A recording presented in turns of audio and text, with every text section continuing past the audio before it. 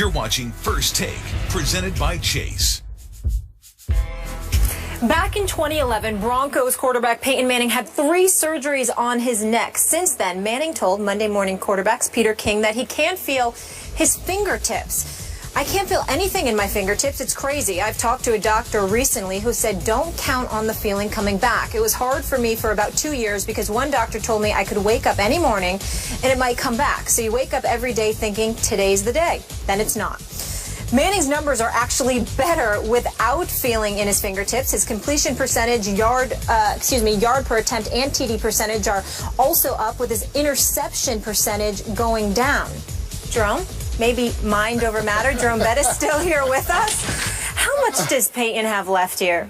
If the year before is any indication to the next year, it tells me that he's got, really, as long as he really wants to play, I mean, at least 2 years left to play at a very high level, I would have to think.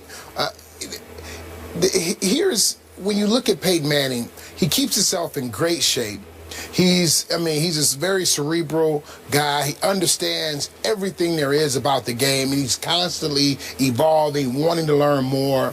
And then you look at him physically, he's doing everything he needs to do. The only question is him getting hit. If he continues to get hit like he got hit last year, maybe not the year before, but a couple years past, that's the only thing that I think that can derail him, in the sense of him not playing for another 2 years. But I see 2 years at the very least, at a very high level, this year and next year at a very high level. Wow. Stephen A.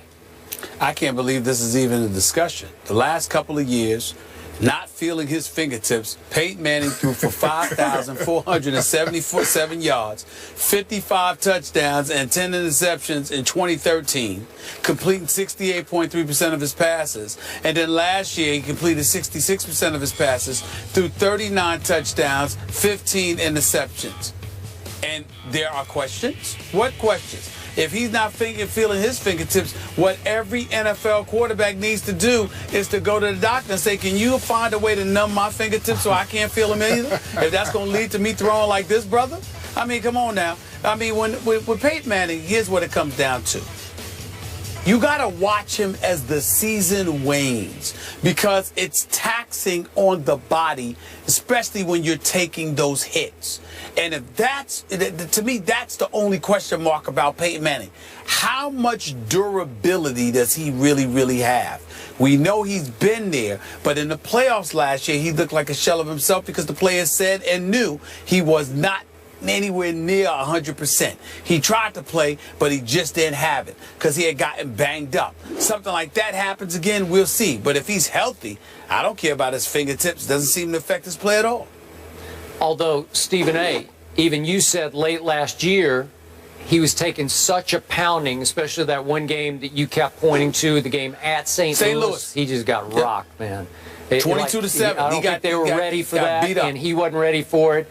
And I'm not sure, even though it was a physical pounding, I'm not sure that mentally he got over that pounding. Then he had the quad injury at San Diego, and then he was a shell of himself. Yeah. Now, down the stretch, they became as devastating a run team as there was in the NFL, and I believe that will continue this year. But I'm surprised you, Stephen A., are saying what you're saying, because I thought near the end of last year, you thought he might be one and done, one more year and done, right? That's how I remember it. Well, yeah, that's exactly, because when we saw how he got beat up against St. Louis, and then how he looked in that playoff game, and if you remember, in the games leading up to the postseason, those last several regular season games, they were running the ball considerably more than usual in a clear effort to protect Peyton Manning, who didn't seem like himself. That's what sparked the debate more so than anything else. Okay. So for me, I'm surprised you're in that mode of he could sort of play as long as he wants to. I was thinking going into this year that this could be a swan song year, just depending on the punishment factor, because he did take a lot really down the stretch, but especially at St. Louis. He can't take that in his late 30s going toward 40. You can't live with that, because you don't want to live with that. He's better than that. He's got broadcasting. I don't know. He could probably be just about anything he wanted to be in a second Right. career, right? Yeah. So to me, I'm with you guys to reiterate your points. Feeling in your fingertips has to be way overrated because his QBR was first in the NFL that first year in Denver, first the second year, and it plummeted to third last year behind Romo and Rodgers. And Tony Romo had off-the-chart QBR last year. So first, and third, I thought he should have been MVP the first year, and Adrian Peterson got it. Then Peyton was the MVP the second year. Well, this is an incredible stretch that he's had. And one key stat, over those 3 years, on passes of 20-plus yards, he has led the NFL in completion percentage on those passes. He's 48% on 20-plus yard passes. So your gripping of the football, it just doesn't matter if you can feel your fingertips because his hand strength and his arm strength is still good enough, obviously, because that coming off the neck procedures, all the talk was about he couldn't get his tricep to fire, so he had no arm strength. They told David Cutcliffe has been here, the Duke coach who's Yes. close with Peyton and Eli both, and Cutcliffe said that Peyton couldn't throw the ball across the room to him. You know, like he had no arm strength, and to do that coming off those 3 neck procedures is just all-time phenomenal. Now, but let me understand this. You're saying that first in QBR, a first and a third, and then you think the next year is his last year? That's what I'm saying. I think if they can protect him,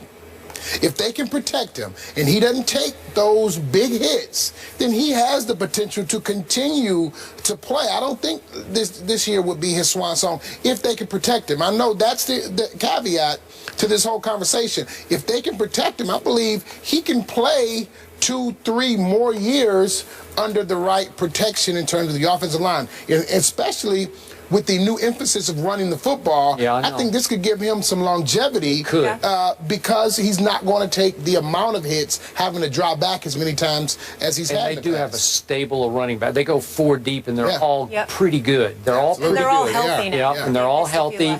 And okay, maybe that way, but if he has another game like the one at St. Louis, I think he would start thinking, I just don't know if this is worth it anymore. Absolutely. Or also if it doesn't work out with Kubiak in that new offense. Yeah. That's right. All right, so you guys segued so nicely for me. Speaking of quarterback hits, should quarterbacks be fair game in the read option? Find out who thinks there should be an amendment to the rule. The bus is sticking around. We need your thoughts on this. Yes, we do. We'd love to talk about it.